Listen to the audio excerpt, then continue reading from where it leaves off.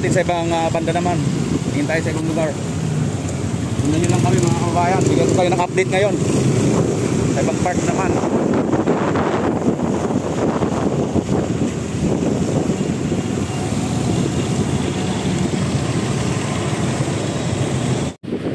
Ayan mga kababayan, ang dami na po ritong mga pulis, no?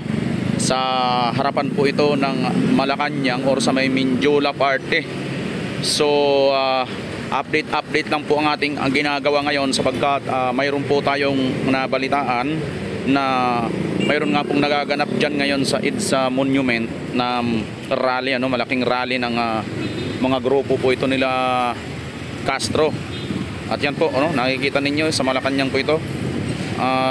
Nakabarikada na po sila, punong-puno, dami po nila, oh. Ito sa Mindiola mismo na part na ito. At iikot-ikutin po natin ang buong Kamay Nilaan sapagkat dito daw po sa may liwasan marami rin po ang mga nag-ipon-tipon na mga kababayan natin dyan, no? At yan nga ay mukhang grupo rin po nila Castro. Pero yan, no? Dami po nila, punong-puno po ang harapan po nitong Mindiola. Mindiola Arc po yan. At inyo pong nakikita ngayon.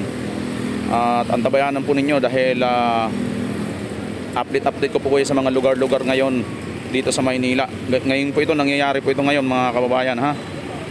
Ayan, samahan nyo lang po ako at sundan lang po ninyo kung saan po tayo makakarating. Ayan po.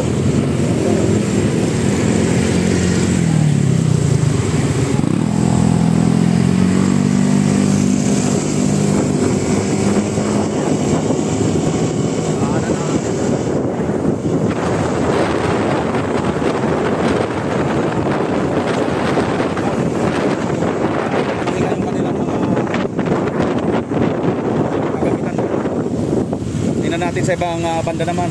Tingin tayo sa ibang lugar. Tingnan nyo lang kami mga kababayan. Bigyan ko kayo ng update ngayon sa ibang part naman.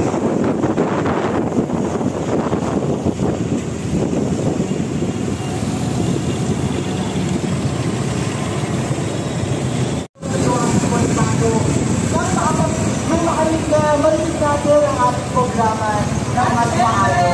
Ipakita po natin na dito ng dapat ang namamanahon ng puso natin ang ating mga panawalan. Dito natin ang ating panawalan. Daming tao. Tayo pala ang iniikumpara na makakagay tayo sa puso ng gobyerno na patuloy tayo ng nanaawan. Ang makakasulat na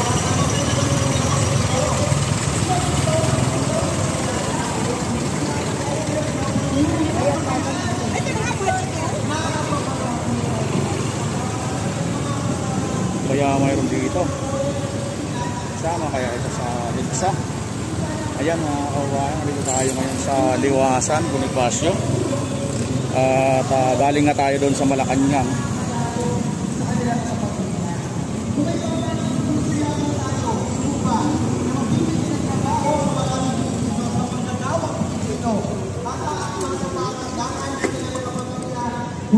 I-update ko lang kayo dyan.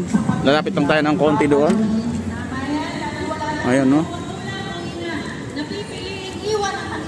Mayroon sila rito ginawa sa studio.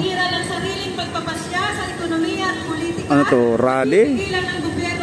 Rally ng mga politiko? O ano ang mayroon dito sa Liwasan? Dulo ng pagtinding paghihirap ng mamamayang Pilipino at ano ang dapat gawin. Dapat po, alam talaga natin. Ito po ngayon ang kaganapan sa Liwasan, mga kababayan. Ngayon po, pakinggan natin sina Congresswoman Arlene Rosas ng Gabriela Women's Party, Mimi Dorigo ng Katamay, at Ramone Floranda ng Piston. Ayun, no? Oh. Gabriela pala ito, Kilos Bayan. Dito sila sa ano ng post office, oh. Ayan, no? Hanggang dito sila sa harapan ng sa likod ng Liwasan Bonifacio. May mga tao na nakaupo, mga kawawayan.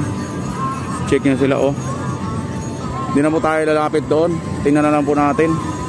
So nabanggit naman po, no, sa Gabriela at Akbayan. Ito yung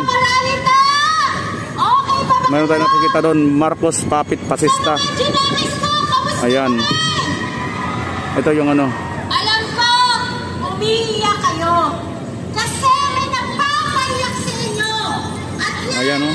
si Bongbong Marcos na yan. Ayan, si Bongbong Marcos. Kung dito lang siya sa Liwasang Bonifacio, papaluin siya. Ninanay ni Midorigo, no? Si Bongbong Marcos. Bakit?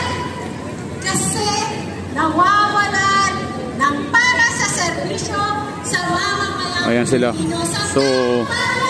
update ko lang kayo dito. Dito sa Liwasan, mga kababayan. Ang pagsasakritisasyon. Okay, so magbabalik tayo ngayon, ha.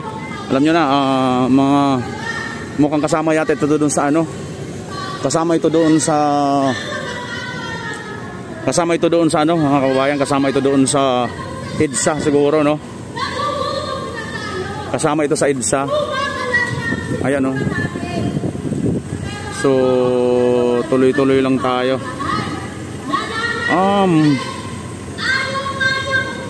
Ayun ang kalaban nila, no. Ayun, nandito ABS. Okay, ano banggit si BP Sara. Okay, mga kababayan.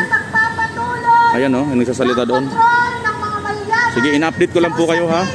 At nadaanan kanina natin ang harapan ng Malacanang. Napakarami pong mga pulis doon. Sige, magkita-kita tayo mamaya. Ayan muna ang update.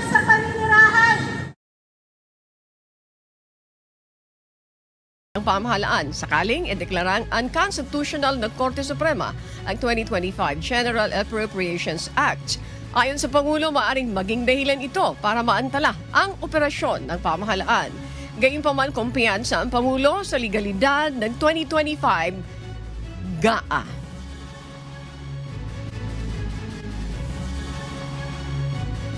Pero just in case lang, sir, na pumabor, not in favor of the admin, yung decision ng Supreme Court, meron po ba tayong contingency? No. We shut down everything. I guess that's what they want. They want the government to cease working. So yung matuloy yung kanilang mga destabilization na ginagawa.